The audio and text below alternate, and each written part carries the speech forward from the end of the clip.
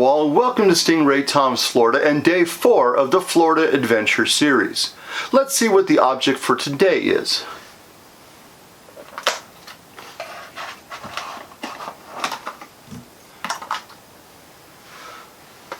This is an early souvenir from the Castillo de San Marcos in St. Augustine.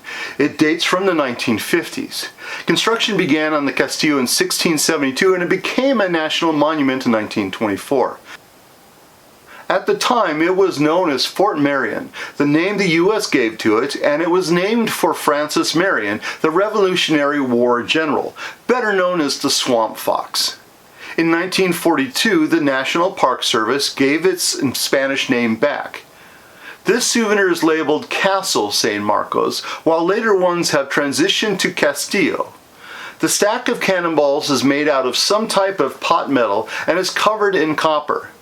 I believe it was plated, since when I found it many years ago, it was quite black, honestly the color of actual cannonballs. But the label wasn't visible, so I cleaned it up with a metal polish. I like the shiny color and the label looks really nice. There are currently 38 cannons on display at the Castillo.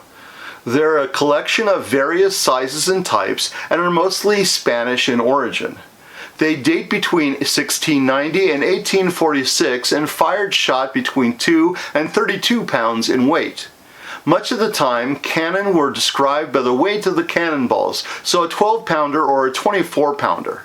By the way, even though a 24-pound ball is twice the weight of a 12-pound, because of the weight of the iron, the respective diameters were 4.5 inches to 5.5, not a lot of change.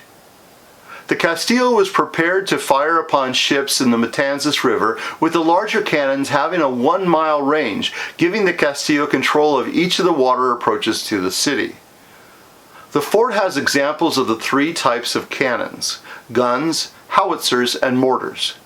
These 3 types basically have to do with the parabolic curve the shot took between the cannon and the target.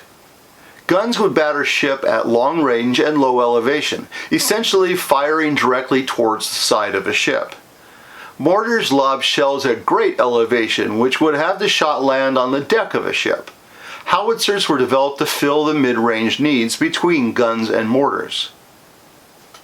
The Castillo has another item directly connected with the cannonballs, the hot shot furnace, used to heat cannonballs.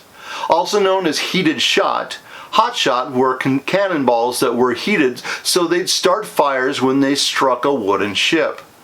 The furnace was a freestanding oven that would quickly heat many balls on racks. In some ovens, cold cannonballs were placed in the furnace and allowed to roll down inclined rails in rows. The first shot stopped over the firebox at the low end and was heated to about 1500 degrees. At that temperature, they'd glow red. Pulling out the lowest ball would allow the next ball to roll down and take its place. 3 men were required to manage a furnace. 1 tended the fire and added balls. 1 removed the heated balls, and 1 used a rasp to clean the surface. I've talked about different aspects of the Castillo de San Marcos in a few other videos, including this one. Thanks for watching, and stay tuned for tomorrow's episode of Florida's Adventure Series 2023.